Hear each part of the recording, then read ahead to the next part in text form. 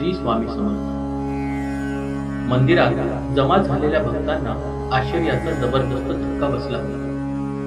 स्वामी आकाशमार्गे सरोवराच्या मध्यभागी अचानक अवतीर्ण झाले ही बातमी गावोगाव पसरली आणि द्वारकेपासून स्वामींना पाहायला माणसे येऊ लागली. महंत आणि ते त्याचे गुंड शिष्य नारायण सरोवरात उतरले आणि स्वामींच्या दिशेने जाऊ लागले. त्यांच्या हातात पूजेचे ताट होते. स्वामींनी त्यांना पाहिले मात्र आणि महंत लटापटा कापायला लागले. एवढी स्वामींच्या नजरेत झरप होती. कसे बसे महंत स्वामीपाशी पोहोचले. स्वामी पाण्यावरच होते आणि महंत गळाभर पाण्यात अक्षरशः लोटले होते. त्यांचे पाय चिखलात खोल खोल जाऊ लागले. महंत स्वामींची करुणा भरू लागले आणि म्हणू लागले, या अपराधाला क्षमा करा. पुन्हा माझ्या हातून वाईट कृत्य घडणार नाही. पुन्हा कडूनही स्नानासाठी दक्षिणा गोळा करणार नाही. स्वामी कृपावंत व्हा आणि क्षमा करा. आता मंदिरात चलावे. अपराध सर्व क्षमा करावे. दिनजनो द्वारका उठावे.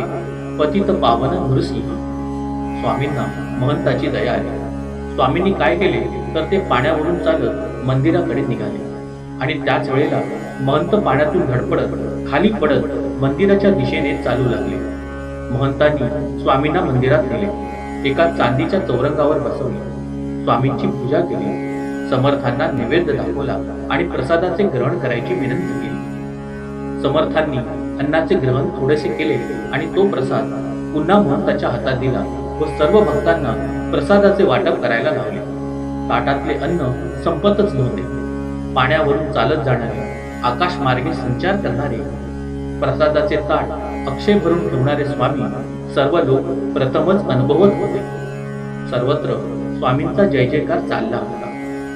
आश्चर्य म्हणजे देवळातले नगारे आपोआप वाजायला लागले होते. सनईचे मंजूळ स्वरसूर वातावरणात निनादू लागले होते आणि स्वामी समर्थ सर्वांकडे प्रेमळ नजरेने पाहू लागले होते. श्री स्वामी समर्थ.